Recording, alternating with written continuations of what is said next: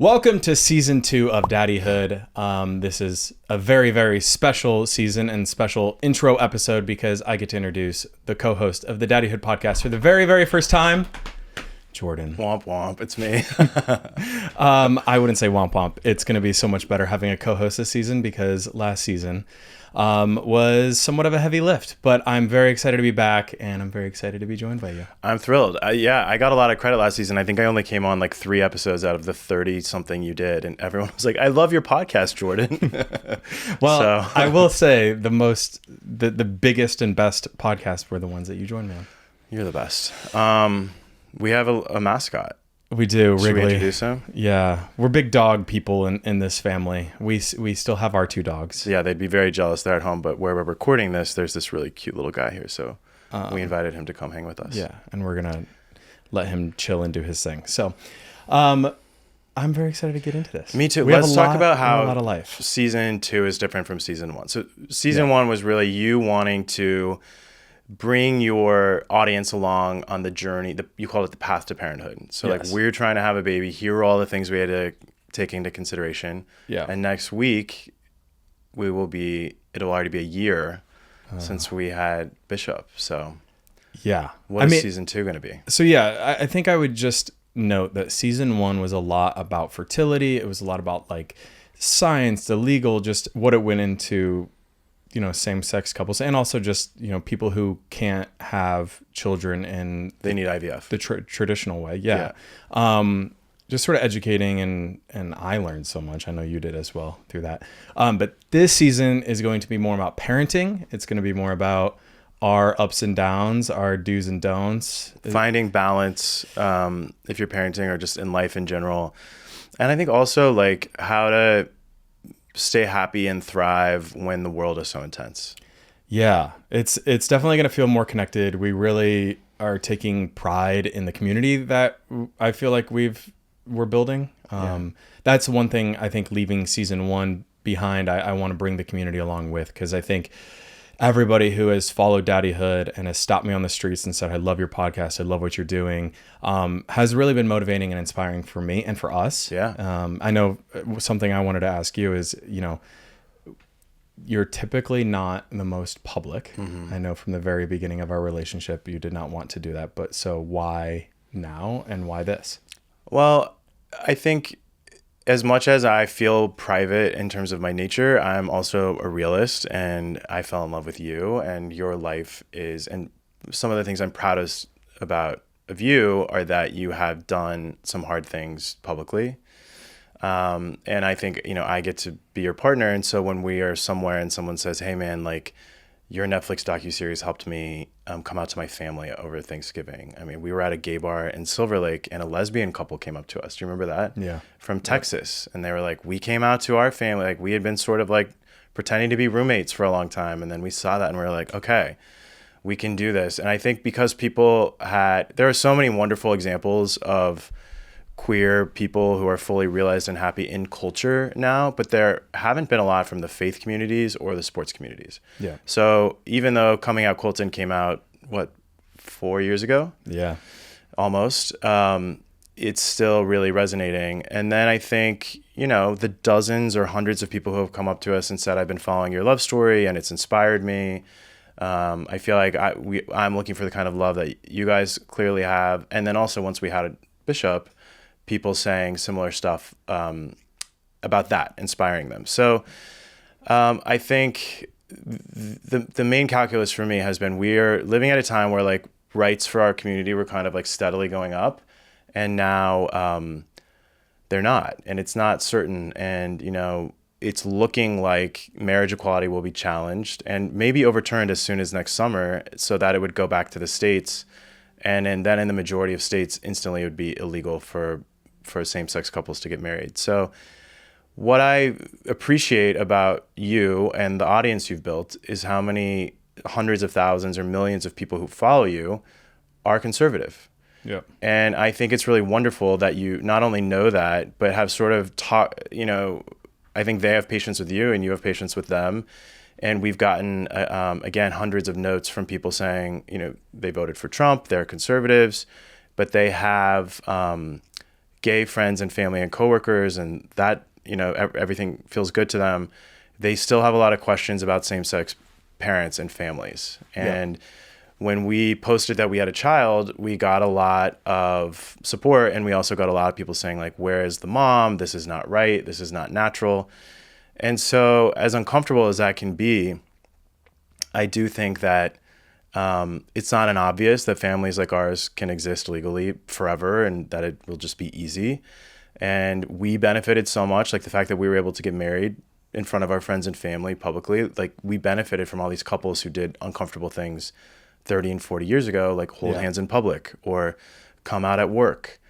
And so I think for all of those reasons, I know it's a long answer, but I'm sort of like, okay, get over your desire to be private and just lean into this, because I think it's needed at this moment. Yeah. I mean, I obviously have chosen to live life very publicly in many different seasons and ways. And I think you know, as hard as some of those times can be, I am proud of, you know, doing that. I think that it's obviously been times where I wanted to put the genie back in the bottle, and that simply just can never happen now. Yeah. I mean, it could. I could move to Montana on a ranch with 100 acres and shut my social medias down and just go be private. But I don't want that. I feel like I've built like an incredible, awesome, you know, connection with people over the many, many years, and letting them into my lives. And I think this is just the next evolution and next step is like, now we're letting them into our families' lives. And I want to talk to you about how we're going to be navigating this with Bishop, because I know right now we're like posting him, and I've always felt comfortable posting his face, posting him, sharing updates. I think it's something that people are sort of expecting from us. And just because of, you know, we have the podcast talking about Daddyhood, we have, you know, just the way that I have lived my life, they would just expect that we will continue to share Bishop. But I know you and I have had conversations about how long are we going to do that for? Well, it's scary, you know, and I think there's a reason that 90% of people who are high profile in any way, you know, don't post photos of their kid's face. There's a million reasons to not do it, right? And I think the number one reason is like he's his own person, and, you know, is too young to sort of make a choice there.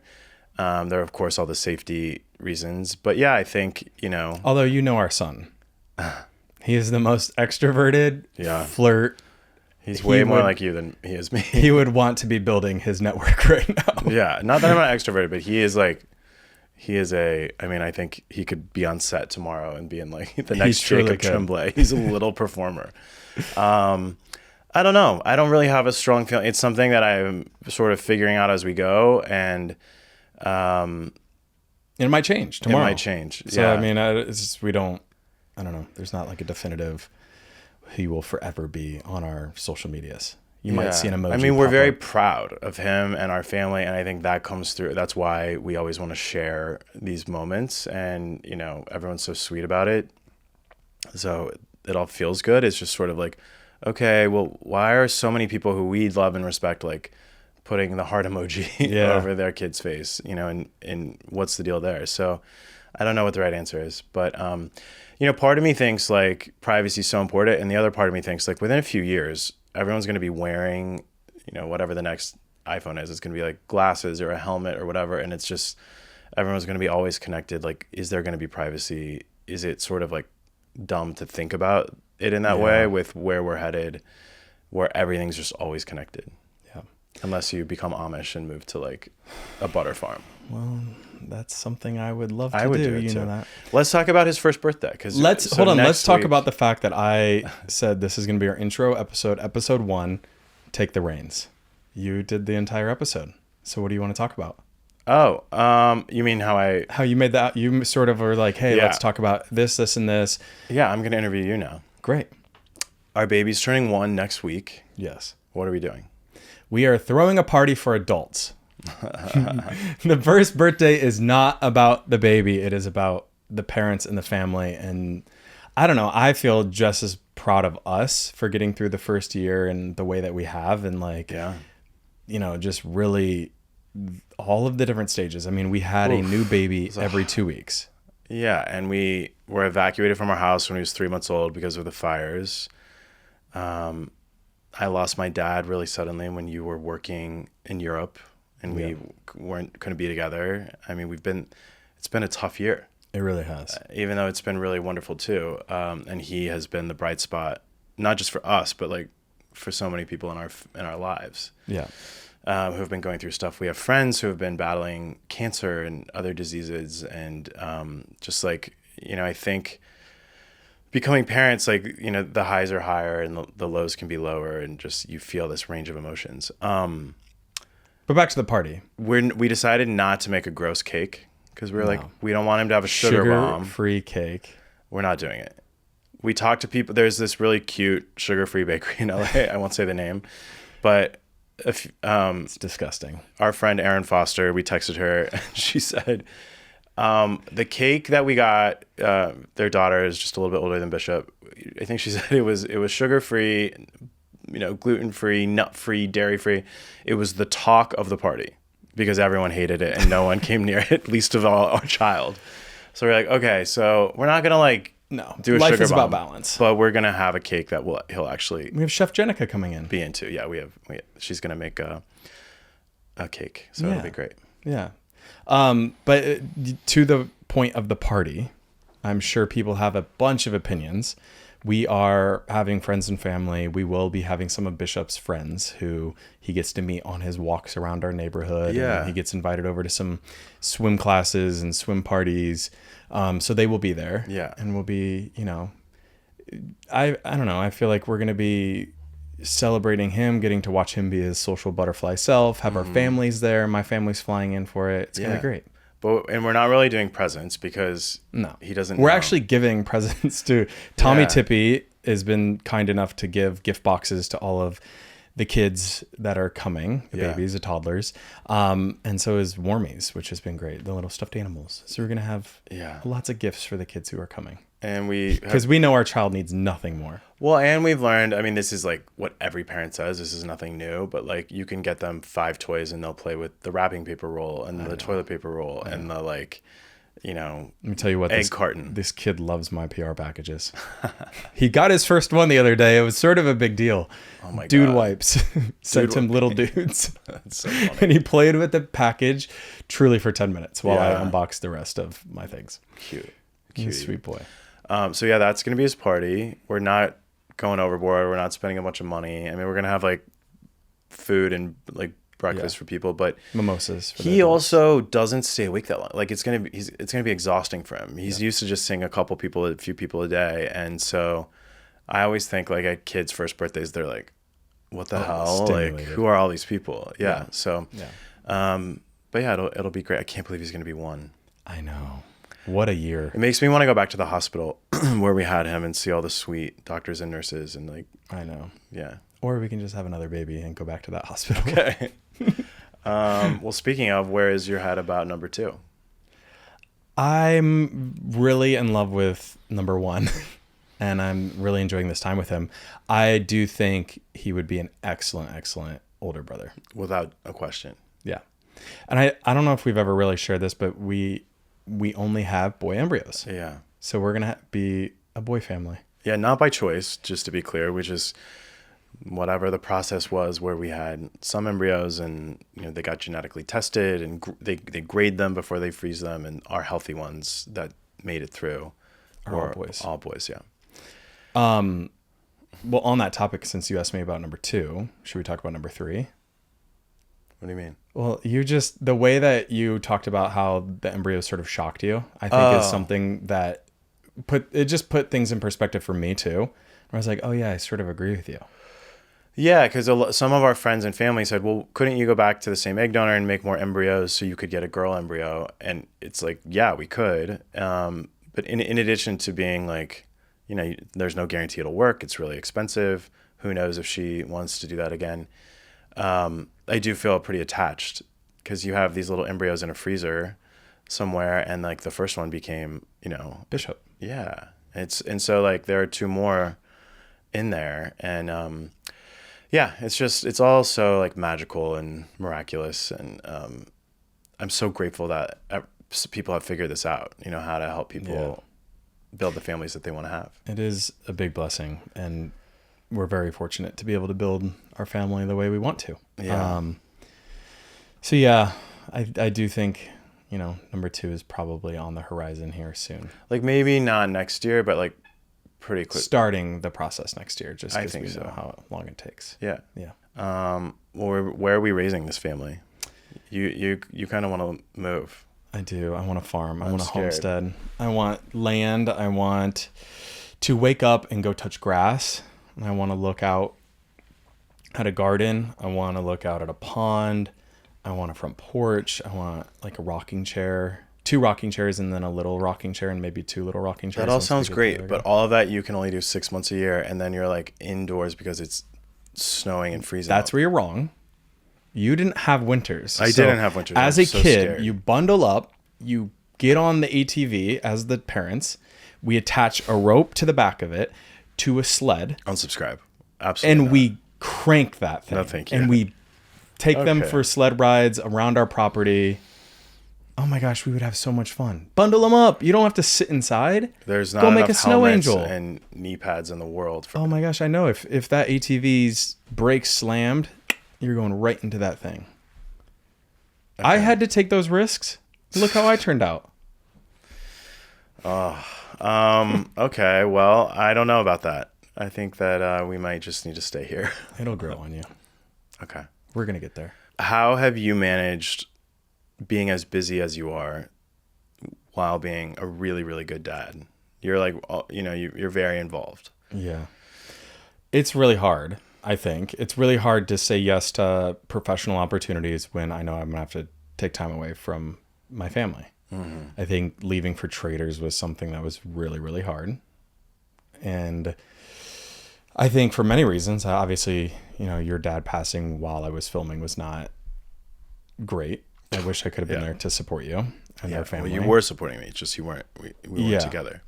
And by the way, like, you know, it was incredible of the production team to let me take phone calls from the castle, and they made special little things happen for me, which I really appreciate. They were kind.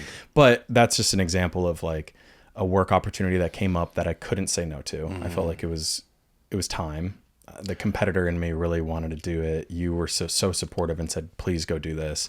But leaving your baby for weeks is hard.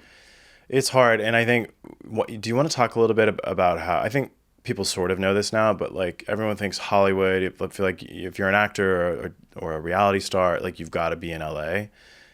Can you talk about why that's really not true? And yeah, I think that feeds into my fantasy of wanting to live on acres and land and not be here anymore. Because like a lot of the projects that are happening right now, both scripted and unscripted, are not happening in LA or New York.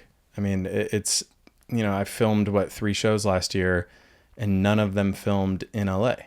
Well, or even the US. Right? Or even in the US. Yeah. Everything's sort of being outsourced right now. And I do think that's sad, and I do think it should change, and I do think more should be done here. But it's just the reality of our business now is, why am I living in one of the most expensive cities that I could live in, where I don't really want to raise my family, all for, you know, professional reasons. People are trying, like our dear friend Fran Drescher, who's just finishing up being president of SAG, which is the union that represents all the actors in film and television. She's done stuff to try to make sure that LA will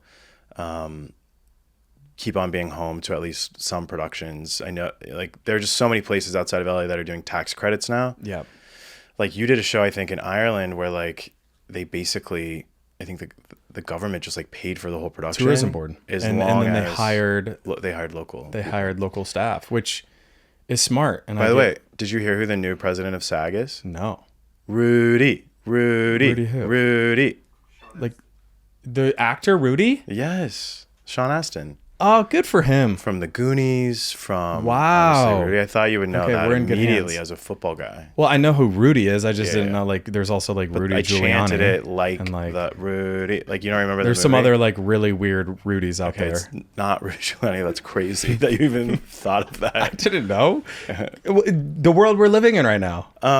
What about travel? So let me set up the question for you a little bit more. Yes. A running joke in our relationship is we'll be on a walk with coffee in the morning on like a Tuesday, and it'll be like, okay, in 7 weeks we got invited to the CMAs in Nashville, and we're like, yes, that sounds so fun, like let's definitely go. And then it comes and we're like, did you book a dog sitter? Like, who's staying at the house? What are we bringing the baby, or is the nanny staying at the house? So we have started to become better about that. But like, can you just talk a little bit about not only our philosophy around travel now that we have Bishop, but like what it's like to travel with him? Yeah, it's hell. I mean, look, I'm going to keep it real. We used to be able to like pick up and just go. And now we have to plan. I mean, I shouldn't say pick up and go. We had to plan for the dogs, but that was sort of easy because we have an incredible dog sitter who comes to the house. But with Bishop, this man has 7 checked bags and needs all of the help in the world he can get. And I get it. He's a baby. Like, that's our job as parents. Yeah. But traveling with him is a whole thing. Yeah, it's like chartering a plane for a football team. We got advice that I wish we had, like, well, not, I mean, we were busy and we had shit to do and we had the fires and all that. But like, what really is true is that in the newborn phase and the sort of like small baby phase, when they're sleeping a lot before they can really like crawl, that's when you should travel. For sure. When you have a baby that is crawling, about to walk, but they're like too small to sit in their own seat. Yeah. That's sort of like 10 months to 2 years thing. Like, that is the toughest. And I just did an 11-hour flight with Bishop without you. And I had to go to a special deep place in the recesses of my soul to survive. Can you also talk though about the flight attendants? Oh yeah. I'm not overprotective, but I'm not somebody who's going to like hand my baby to a stranger. Yeah. And 4 hours in, like Angelica from Air France, she took Bishop for, I don't know, 30 minutes. I don't know what they did. It could have gone in the cockpit.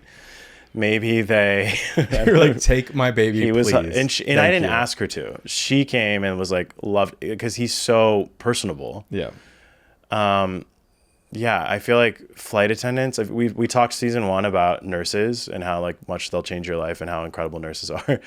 Flight attendants, they have it really, really hard. Let's talk about flight attendants for a second, because they are not there to be your servers and your waiters and waitresses. Did you know that they don't get paid until the door closes of the aircraft? Yes.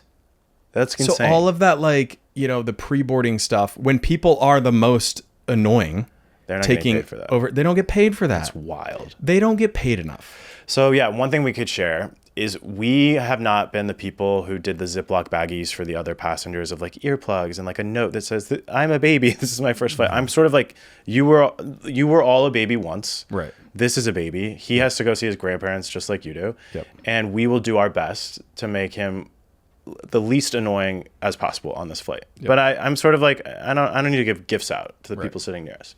The flight attendants, on the other hand, who are doing things I would have never even known they could do on a plane. Somebody offered to sterilize his bottle. They warmed his water for milk. Yep. They, just all these things. Like, this bathroom doesn't have a changing table. This one does. So we have done this thing. I forget who told us to do this, but we did Starbucks gift cards. And we just have them in our carry-on. And at the end of the flight, for the flight attendants who were so sweet and helped with Bishop, we give them those. Because like every airport has that. And everybody loves coffee. And now Starbucks has all that food. Yeah. So if they're going on a quick connection to another flight, we can at least a little egg, buy them lunch or something. Those egg bites are so good. Oh my God. Wait, Chef Bay. I know, Chef Bay. Our friend Chef Bay. Yeah, she's going to be joining us at a later episode. She was responsible for the cottage cheese egg bites. Yeah. Impressive. I know. Those are so good. It's the best thing that Starbucks makes.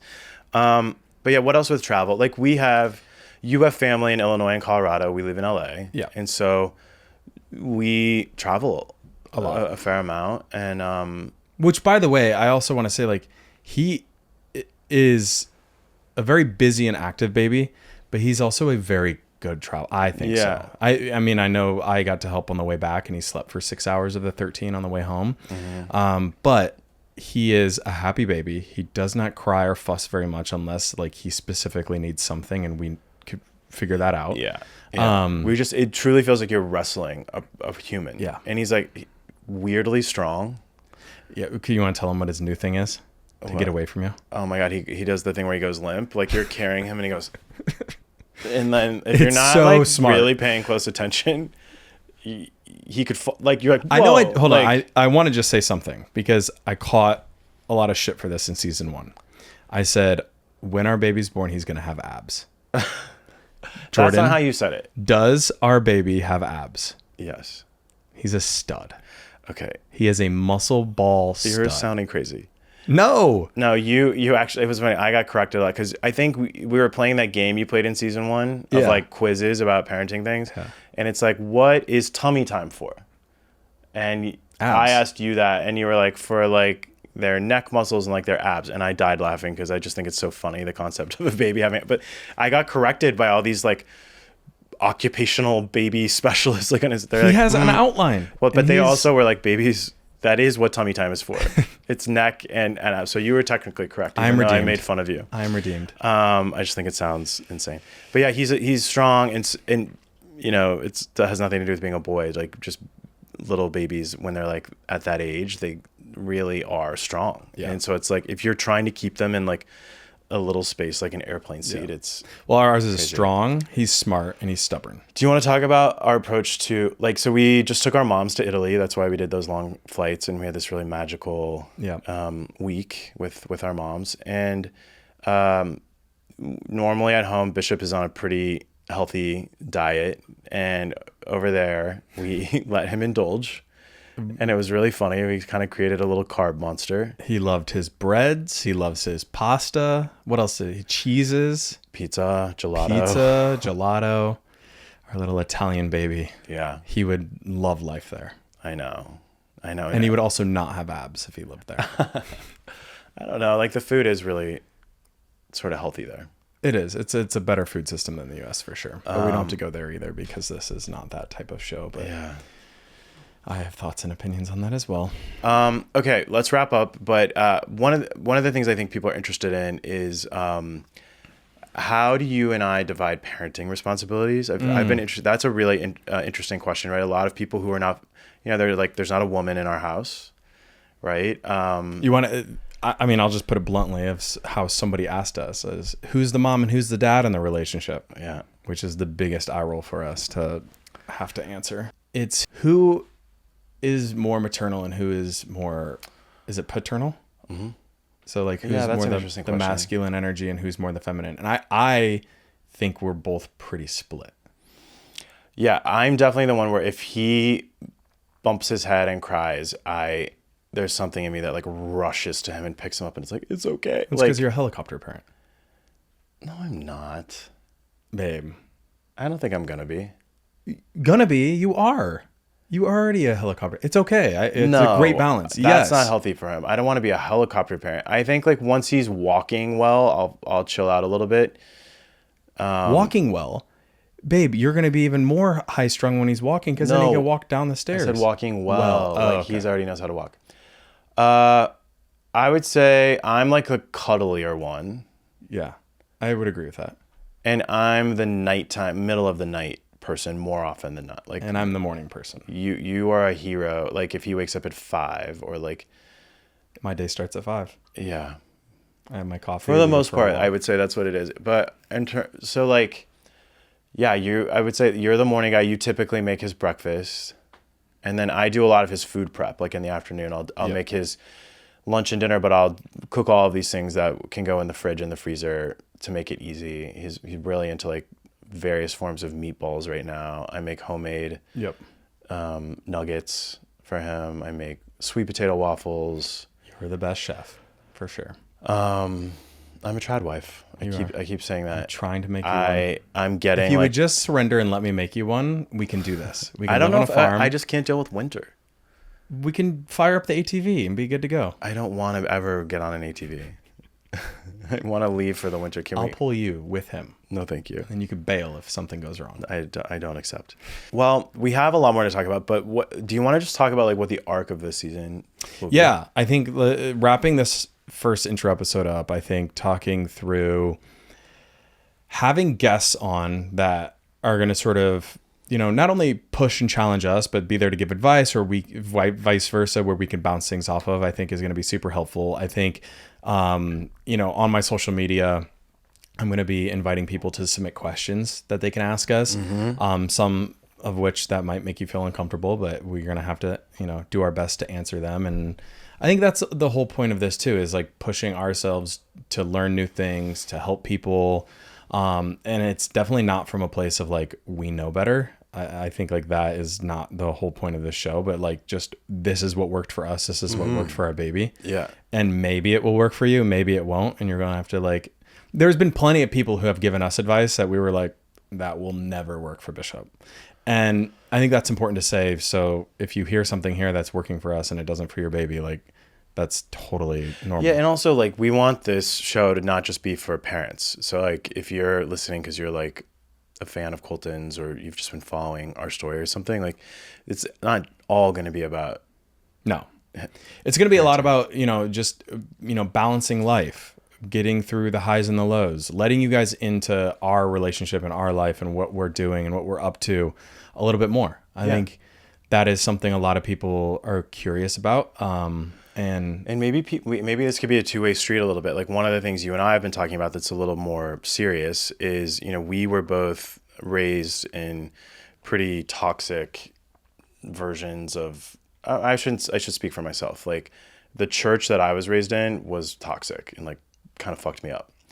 Obviously not accepting of who I was, which I knew from a very young age. I mean, you grew up in the Catholic Church. But I also, like, now that I have not been going to church for 20 years, I sort of miss having some sort of spiritual anchor. And I've gotten that from, you can get it from nature, you can get it from meditating. It's different. And, you obviously, anybody can like pray or meditate. I think there's all this evidence now that it is the same brainwaves are activated if you're praying versus if you're meditating, which is really interesting. But I think we've been asking a lot, like, what are ways that people who are not really about organized religion have still been able to give their kids kind of a spiritual anchor? yeah. So that could be something interesting to like pull the audience about. Yeah. I mean, I talked about my faith on somebody else's podcast recently, and it sort of created a lot of buzz in the comments and what I had to share with it. But I think, What did you say? I said that my relationship with God is between him and I. And I think it is important for me to reiterate. I firmly believe that you do not need to be in a building. You do not need to be in a church. You do not need to be part of organized or structured religion to be a Christian, to be a man of faith and a man of God. I think that the most judgmental Christians who are claiming that these Bible verses are telling them that you have to be in a church with other like-minded people to remain a Christian. And the other top comment that I read, when I had that out there was, religion and your God and your faith isn't up to you.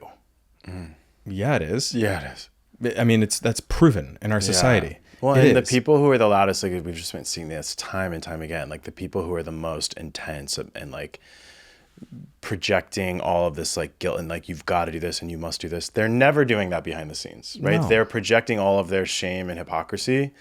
And I think it's like, that's why so many people eye roll over it now. It's like, time and time again, right? And you just see these people who are holding themselves up as examples of like how to live a moral and ethical life. Yeah.